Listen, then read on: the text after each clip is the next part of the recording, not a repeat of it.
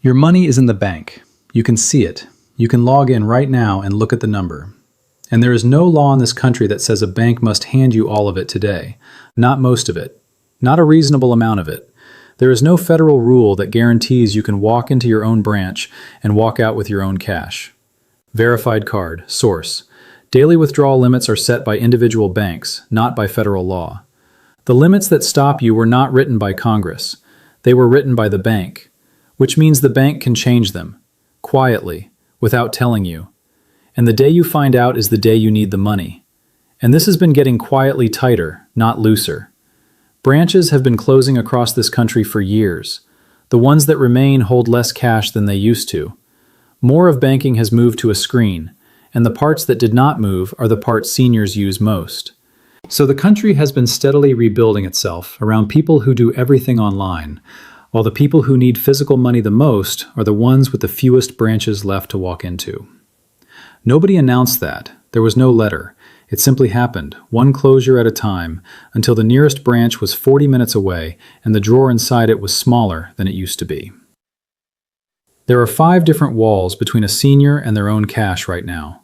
The first one stops you at the machine, usually somewhere between $300 and $1,000 a day. The second one stops you at the counter, even with the teller looking right at you.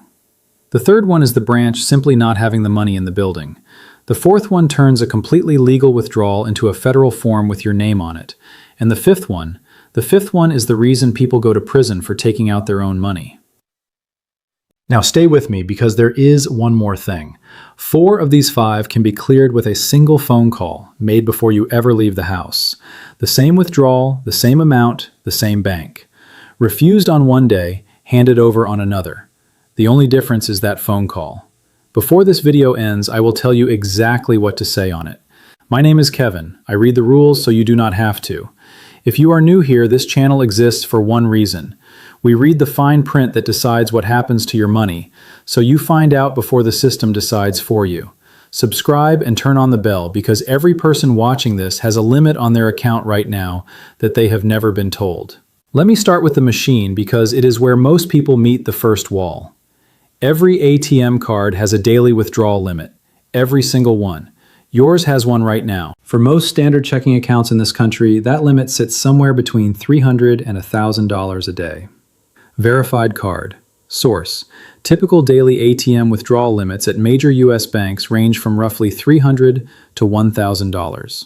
Now, the bank did not do this to hurt you. I want to be fair about that. That limit is a fraud control. If somebody steals your card and your PIN tonight, the daily limit is the only thing standing between that thief and your entire balance by morning. Without it, a stolen card empties an account in a single night. With it, the damage stops at a few $100s. So the limit protects you. Right up until the moment it is you standing at the machine, needing your own money.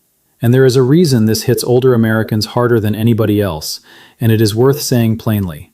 Cash is not a preference for a lot of people watching this. It is how a household was run for 50 years. The church envelope. The grandchildren's birthdays. The man who mows the lawn. The repair that gets a better price when it is paid in cash. None of that is unusual, and none of it is anybody's business. Younger people rarely bump into these walls because they almost never ask for physical money. Everything moves on a card or an app. So the walls have been going up for years, quietly, and the only people who ever actually hit them are the people who still use cash the way it was always used. And here's the first thing almost nobody knows. Your limit is not the same as your neighbor's. Banks set these by account type, and often by how long you have banked there and what your balance looks like. Newer accounts frequently start lower, sometimes at just a few $100s, and get raised quietly over time. Which means there is a number attached to your name, decided by your bank, that you have almost certainly never been told. It is not printed on your statement. It is not on your card. Nobody at account opening said it out loud, and you will discover it on the exact day it becomes a problem. And there is a second number underneath the first one that confuses people even more. Many banks have a per-transaction limit as well as a daily limit. So a machine might hand you $300 at a time, up to $1,000 for the day. Which means the machine refusing you does not always mean you are done. Sometimes it means take the card out and go again. And there is a third number that has nothing to do with either of them. Your debit card spending limit is separate from your cash withdrawal limit at most banks. Verified card. Source. Many banks apply separate limits to ATM cash withdrawals and debit card purchases, so you can be completely blocked from taking out cash and still be able to spend a much larger amount on the card at a business, which matters enormously in practice. If the seller of that truck would take a card or a cashier's check, the wall in front of you disappears entirely. The wall is on the cash, not on the money. And that sentence is worth repeating because it reframes this entire video. The wall is on the cash, not on the money. Almost nobody is ever actually blocked from their savings. What they are blocked from is one specific physical form of it, on one specific afternoon, through one specific door. The money itself is not restricted, only the fastest way of carrying it out the building. Let me tell you about Everett. Everett is 74. He lives in Chillicothe, Missouri. He spent 31 years running the parts counter at a farm equipment dealership. His grandson found a used truck, a good one. Private sale, a man 2 counties over, asking $4,500 cash. Everett had the money. It was sitting in his checking account, and he had every intention of helping that boy. He drove to the ATM the evening before, put in his card, and asked for the cash. The machine gave him $500 and refused to give him another dollar. He tried again, same result. He drove to a second machine at a different branch, same bank, same result. He stood in a parking lot at 8 at night, 74 years old, with $4,500 in his account and $500 in his hand. That is wall number 1, and understand what it actually is. It was not a decision about Everett. There was no fraud alert, no review, no human being anywhere in that process. A machine read a number in a field on his account and stopped. And what makes this one sting is what it does to a man like Everett in front of his own family. He had told that boy he would help. He had the money, and he meant every word of it. And the story he had to tell the next morning was that the bank would not give him his own savings, which sounded, to a 19-year-old, exactly like his grandfather not having the money. That is the part nobody accounts for. These walls do not just delay a transaction. They make careful, solvent, lifelong savers look, for a moment, to the people they love, like people who do not have it. For a generation raised to never be a burden and never be short, that is not a small thing. That is the whole reason Everett drove to a second machine at 8 at night, rather than simply going home and calling in the morning. The fix for wall number 1 is embarrassingly simple, and it is the first half of the phone call I promised you. Most banks will raise your ATM limit temporarily on request. You call, you say what the money is for, and they lift it for a day or a few days. Verified card. Source. Most banks will grant temporary ATM limit increases on customer request. That is it. That is the whole fix. A phone call the day before turns a machine that says no into a machine that says yes. Everett did not know he could ask. Almost nobody knows they can ask. The bank never volunteers it because the bank is not thinking about your grandson's truck. Now, wall number 2. And this is where people get genuinely confused because it feels like the wall should not exist at all.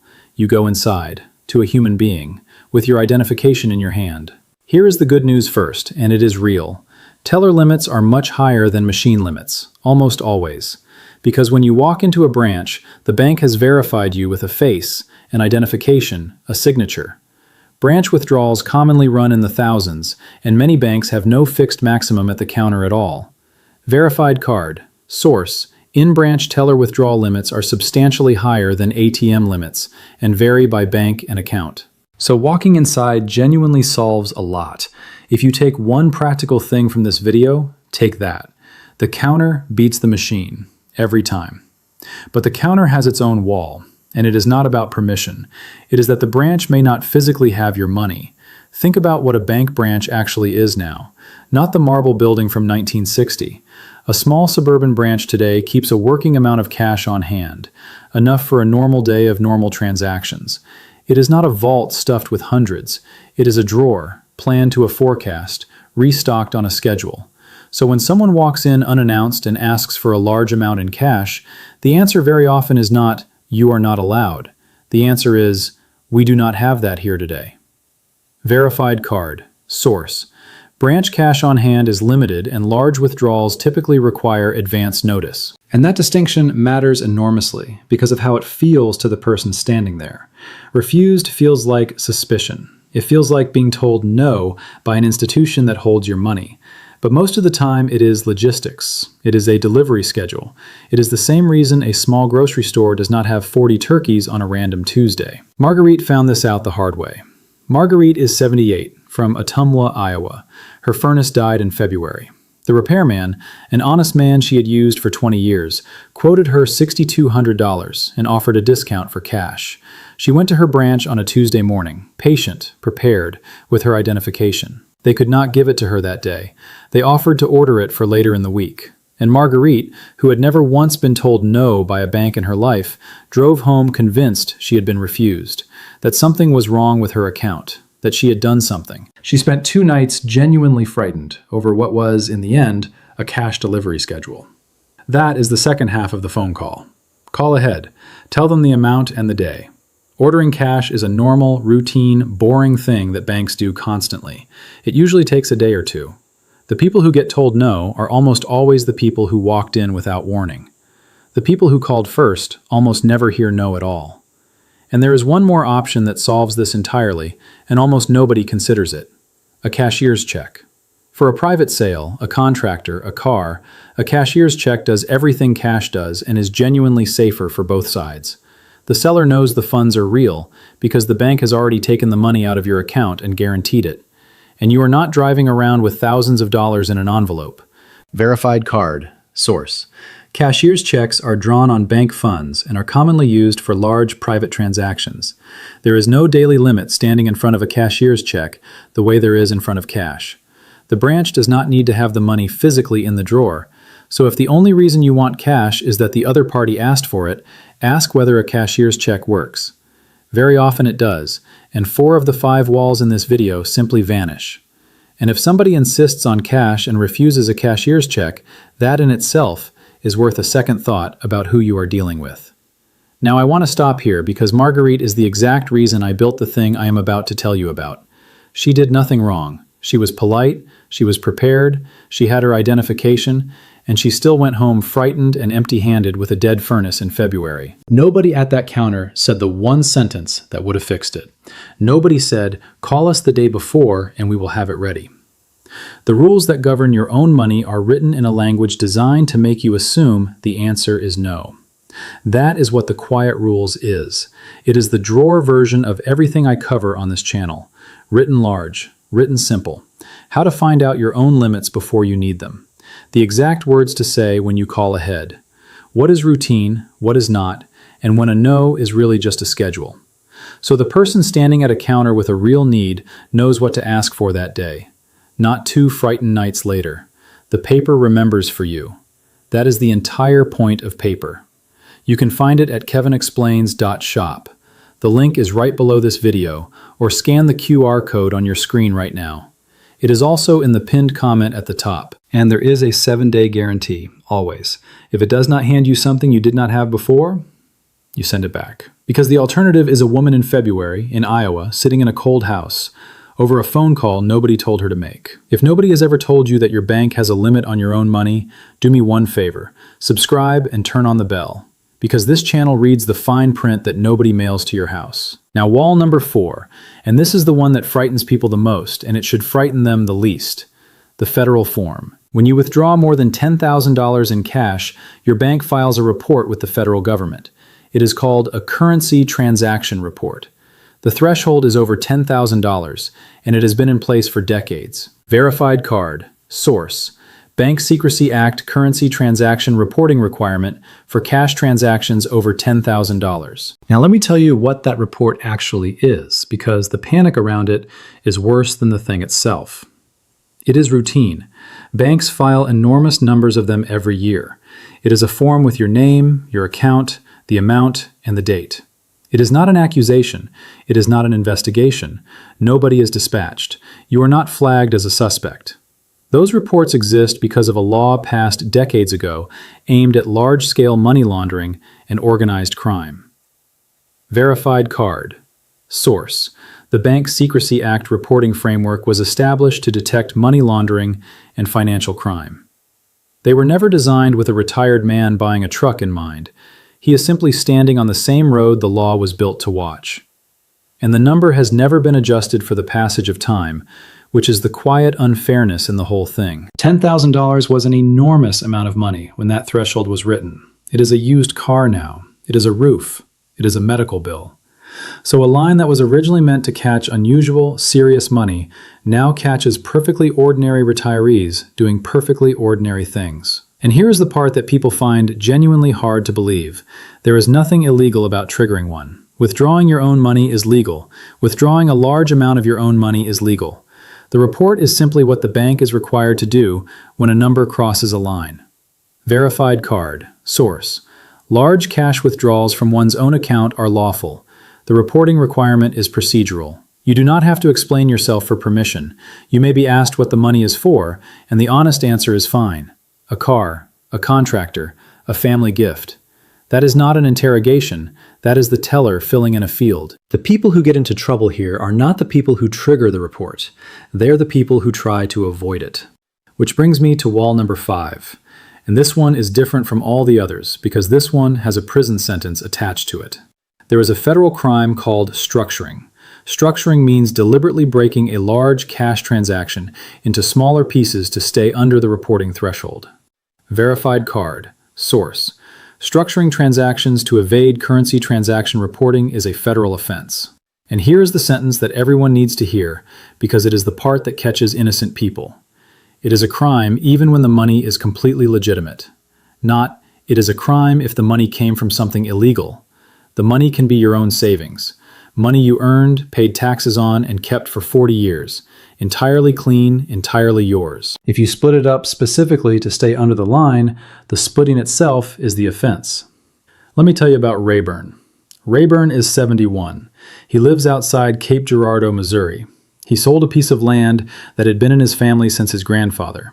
He wanted $12,000 of the proceeds in cash for reasons that were entirely his own business and entirely legal. And someone at the coffee shop told him something that a great many people believe. They told him that if he took out more than $10,000, the government would be notified, and that he should just take out a little less on 2 different days to keep it simple. Rayburn did exactly that.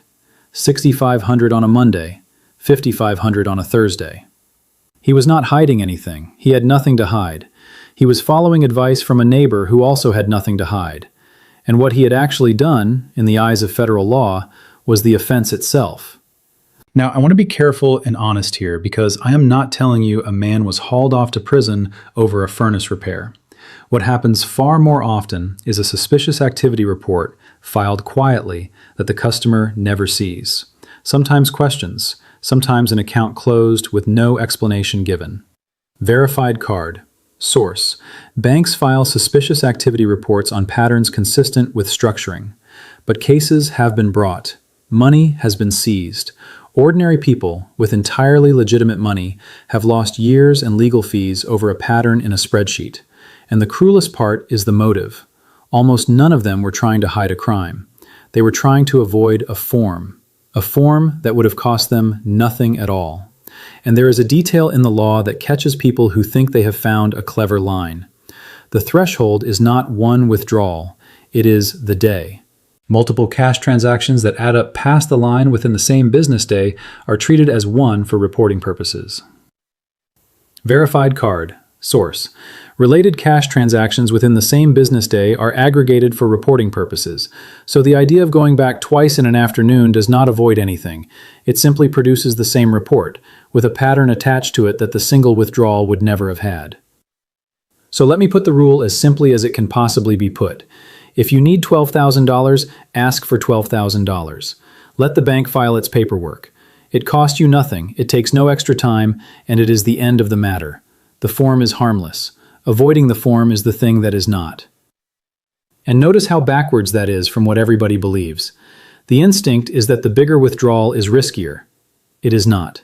The bigger withdrawal is fine. It is the careful, cautious, well-meaning splitting up that creates the exposure. The very thing people do to stay out of trouble is the thing that makes it. Now, there is a version of this that catches people with no intent at all, and it deserves its own moment. Banks have gotten sharper about patterns in the range below the threshold. Verified card. Source. Banks apply enhanced monitoring to cash transaction patterns below the reporting threshold. Confirm current practice, which means a person who withdraws a few $1,000s in cash every week for years for perfectly ordinary reasons can end up looking like a pattern to a monitoring system. Not because anyone decided they were suspicious, because the shape of the activity matched a shape the software watches for. The protection against that is not secrecy. It is the opposite. If you have a genuine reason to move cash regularly, tell your bank. Have it noted on the account. A customer whose habits the bank already understands is a customer whose habits stop generating questions. The silence is what makes ordinary behavior look strange. And two more versions of this catch people who never intended anything at all. The first is spouses. Two people, two withdrawals, same household, same day, each under the line. The monitoring does not necessarily see two separate people. It can see one household and one pattern. The second is branches. Some people, trying to be discreet, spread withdrawals across different branches of the same bank. That does not hide anything, because it is all one institution and one account, and moving between branches is itself the kind of thing the software is built to notice. I am not telling you this to frighten you. I am telling you because both of those things are done by innocent people constantly, for reasons that have nothing to do with hiding money. The safe path is always the same, and it is always the simplest one. One transaction, the full amount, at your own bank, with an honest answer if anyone asks. Now let me pay off exactly what I promised you at the start. I told you that 4 of these 5 walls come down with a single phone call made before you leave the house. Here is what that call actually is. You call your bank's main number. You tell them 3 things, and only 3 things. The amount you need, the day you need it, and whether you want it at the counter or from the machine. That single call does 4 separate things at once. It raises your machine limit if you need it raised. It makes sure the branch orders enough cash to have it in the building. It puts a note on your account so the withdrawal is expected rather than surprising. And it tells you, in advance, exactly what identification to bring. 4 walls, 1 call, 2 minutes. The 5th wall, structuring, does not need a phone call at all. It needs one decision, and the decision is simply, ask for the whole amount at once and let them do their paperwork. And this is the pattern under every single thing on this channel. The bank is not refusing you. The system is not against you. The system is built around the assumption that you will tell it what you need in advance. And nobody ever tells you that is the assumption. And that is exactly what the quiet rules holds. The exact phone script for that call. How to find out your own limits before you need them. What a currency transaction report is, and why it does not matter. What structuring actually means, in plain words, so that nobody in your family ever does it by accident trying to be careful. For this, and for every rule in this video, sitting in the drawer, in plain English, before you are standing at a counter, not after. You can find it at kevinexplains.shop. The link is in the description and in the pinned comment at the top, or scan the QR code on your screen right now. 7-day guarantee, no questions asked. Because the alternative is a man like Rayburn, taking advice from a coffee shop and stepping into a federal offense while trying to stay out of trouble. And if you want me to look at your own situation directly, email me. The address is on your screen and in the description below. I read every one. Now, before the checklist, I want to give you something that is worth more than all 5 walls combined. The reason any of this matters more for seniors than for anyone else. Cash requests from older customers get more attention than cash requests from younger ones. That is simply true, and there is a reason for it that is not an insult. Older Americans are the primary targets of financial scams in this country. The grandparent call, the fake government agent, the romance scam, the contractor who wants payment in cash today, verified card. Source: older adults are disproportionately targeted in financial exploitation and scam schemes.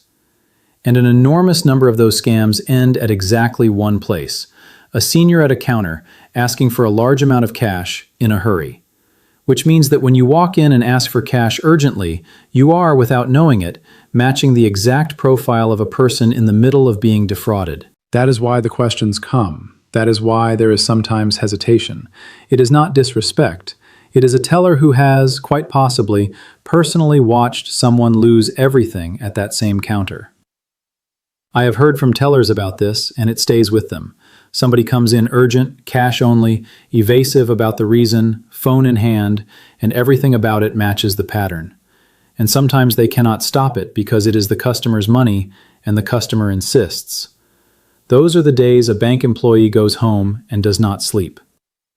So when a question comes at the counter, understand what is actually behind it. Somebody is trying, in the only way they are allowed, to make sure you are not the next one. You can be annoyed at the delay and still recognize that. And knowing that changes the whole encounter. Because if you understand why they are asking, you can answer in a way that ends it in 10 seconds instead of 10 minutes. Say what the money is for. Say it plainly. My grandson is buying a truck from a private seller. I am paying a contractor for a furnace. A clear, calm, specific answer is the fastest thing in the world to verify. Evasiveness is what slows everything down. And there is a step you can take that makes all of this easier permanently. Ask your bank to add a trusted contact to your account. One name, one phone number. That person gets no access and no authority. They cannot move a dollar. They are simply someone the bank can call if something ever looks wrong. Verified card. Source. Financial institutions offer trusted contact designations for account holders. It sounds like a small thing. It is the difference between a bank that has to guess about you and a bank that has a way to check. A customer with a trusted contact on file, a note about their normal habits, and a phone call made the day before is a customer who almost never gets stopped by anything in this video. And I want to say the other side of this too, because it would be dishonest not to. If you are ever withdrawing a large amount of cash because someone on a phone told you to, and told you to keep it quiet, stop. Nobody legitimate has ever needed cash in an envelope, today, secretly. Not a government agency, not a bank investigator, not a grandchild in trouble. If a teller ever asks you a question about cash and it makes you uncomfortable, the right move is not to be offended. The right move is to say the answer out loud and see whether it still sounds right when you hear it in your own voice. Now here is your checklist. 5 things, and none of them take a week. 1. Find out your own daily ATM limit. Call and ask. Today, well, nothing is wrong. It takes 90 seconds and almost nobody in this country knows their own number. 2. Anytime you need more than a few $100s in cash, call the day before. Amount, day, counter, or machine. That one call takes down 4 of the 5 walls in this video. 3. For any large amount, go inside to a teller rather than the machine. Bring your identification. The counter has always been the better door. 4. If you need more than $10,000, ask for the full amount in one transaction and let the bank file its report. That form is nothing. Avoiding it is the only part that can hurt you. 5. Never split a withdrawal into smaller pieces to stay under a number. Not on a neighbor's advice, not to be careful, not to be private. That is the one move on this list with a criminal statute attached to it. Let me leave you with the thing I most want you to keep. Everett stood in a parking lot at night with $500 and a grandson waiting. Marguerite sat in a cold house for 2 nights, believing she had been refused. And Rayburn walked into a federal offense while doing his best to stay out of trouble. Not one of them was denied by a person. Not one of them was suspected of anything. Not one of them broke a rule they knew existed. Every single one of them ran into a system that assumed they already knew how it worked. Your money is yours. That does not change.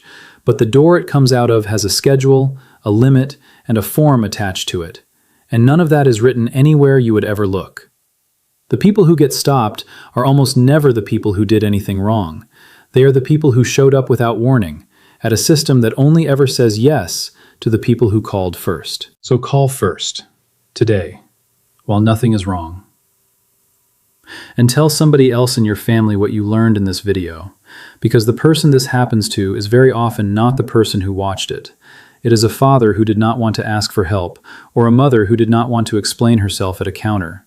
One conversation at a kitchen table saves a whole afternoon standing in front of a machine that will not say yes. I am Kevin. Thanks for watching. Do not forget to check the quiet rules at kevinexplains.shop.